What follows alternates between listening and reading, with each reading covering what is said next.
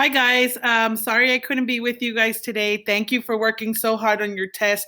I know you're dying for your results, but I can't really give them to you while I'm not here, so you'll have to wait till next week to get them.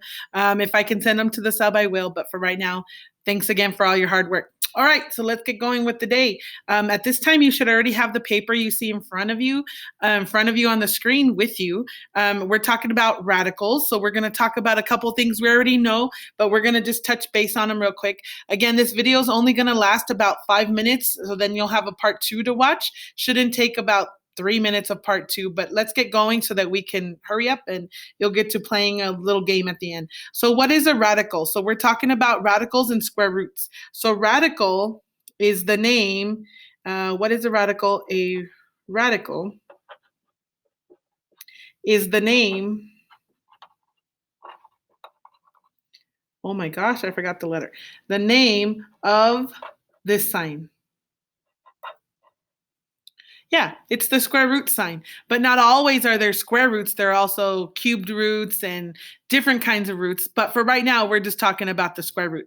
So it's the name of this symbol. We always call it the square root symbol, and this one is because we're looking for which two numbers give us the same value that's inside. It's not the division sign. It is the square root or the radical. So under the radical. So let's take a look at these that are right here. So we have these that are pretty simple, and we're going to use no calculator for these. The square root of 4 is, and we've talked about this before, so it's two numbers, a number times itself that can be multiplied to give you the number inside, the factor inside, or the product inside, which would give you 2. 2 times 2, and we've even talked about -2 and -2. In this case, we're just talking about positive square roots, so the answer, the square root of 4, is 2.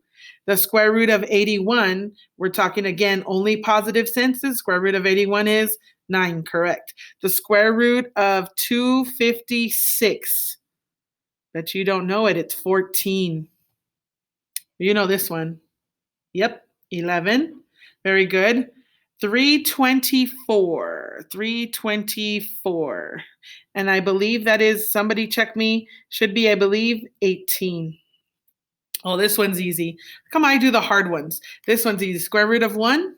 Of course, 1. Again, we're talking only about the positive rational square root of the number. So right here, we're going to take a look. Now what happens if you have a fraction under your radical? So then you take the square root. It's easy. Take the square root of the numerator. Take the square root of your denominator. So this final answer here is square root of 64 is 8. Square root of 81 is 9. 8/9 is your answer. This one, I'll let you do it. Correct. It's 1/4, 1/4. If you said 1/4, you are good. And this last one, square root of 9/100 would be 3/10, 3/10. And last one, yes, you're right. It's going to be 5/7. That was easy, right? Excellent.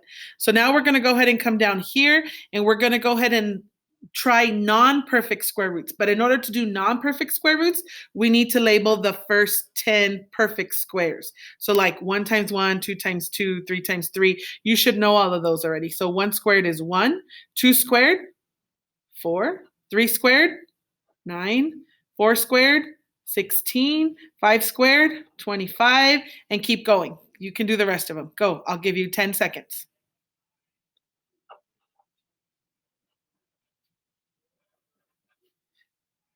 81 and 100. I like to go a little bit further, so I'll do 121, 144, and I usually stop at 169. Most people don't know that one, so that's 10 times 10, 11 squared, 12 squared, 13 squared.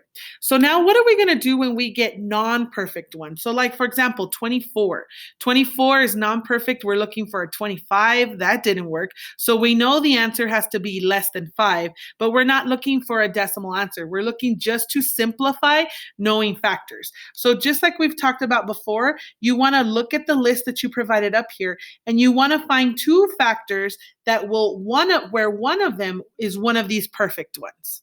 So let's say 4. So if I do 4 times 6, will that give me 24? Yes. So what you want to do is you're going to write the radical, and you're going to put 4 times 6. Now, what you want to do is ask yourself if you can take the square